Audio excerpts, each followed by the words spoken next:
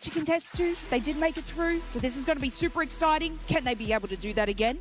I mean, I don't know if they're going to be able to. I'm looking at that Tony K, 53 eliminations. I don't know if anybody is ever going to be able to beat that, because that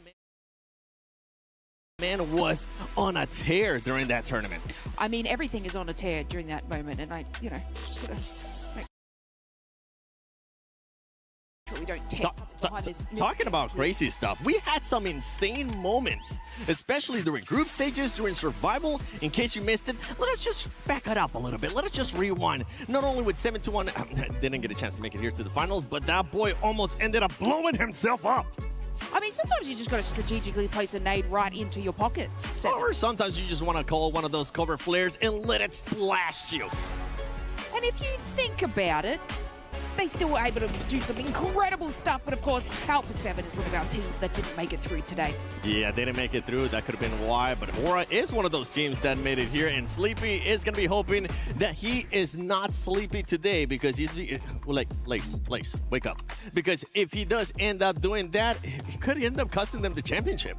It could definitely end up costing them the championship. And of course, all our teams today need to lock in and prepare for what's to come, because it's going to be a bit of a grueling day for them all. But I mean, that's the news that we love to bring you. We want to bring you the action and the love, but we want to crush some keys most of all. Yeah, I want to see which keys are going to be getting crushed. But in case you missed it, we do have special report Kalaris giving you the STC rewind. But the thing is that Rondo, the first map, is like ridiculous. We saw a team get 39 points, a world record. Wow. And that team didn't even qualify in that group stage, which makes no sense. That's wild.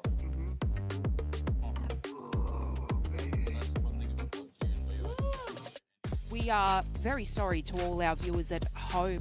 One of our casters got a little bit too comfy. Now, production, let's please throw it to Kalaris with the STC rewind. I want a massage. From Pmwc, day one here at EWC 26 for the finals, and we have got ourselves an absolute treat. Here for the STC rewind, we're going to look back at everything that's gone on so far, Max. Groups to start things off. Group A and B, the leaders looked fantastic coming through into the final. Yeah, I mean, of course, looking at Group A in particular, it was the Pakistani domination with 4 Thrives getting so many points, and really the one word to describe their performance is consistency. Every single player putting points on the board. In particular, Valak, right, being the Group MVP, was looking incredible, but so were Group B with Vitality.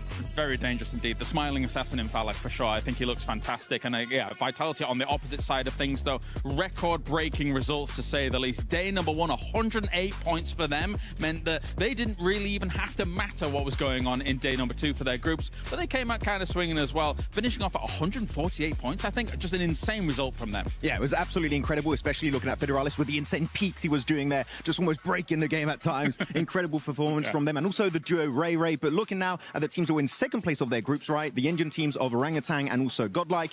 One big question I do have today, Kalaris, is that they do not have the Smash ruling in their home region. So if they do get into a point where they can contend for that #1 spot in day 3, how are they going to be reacting to that Smash ruling? It's a good question, and for a long time, an infinite amount of time, in fact, they've never really truly been in a lobby quite this powerful. The chips are all down here at Pmwc, so we'll see how they're going to be able to work that out. However, I think that some of their consistent play style, really locking down areas and then eventually being able to adapt as time goes on, hopefully they've had enough time to be able to even tweak some of those kind of results and kind of tweak some of those tactics to be able to push themselves all the way up to the top. Let's talk about the survival stage, though, because we had a wild survival stage. What do you think of the results? I mean, Tiamo already winning that one. I was a little bit upset by their performance in the group stage, but you know what? They brought it back in that survival stage. And QZZ doing QZZ things, putting up big numbers. But Milu, I wanted to see a player perform on the same level as QZZ on the international stage. Milu, a 1v4 versus RRQ, putting them down in that elimination stage,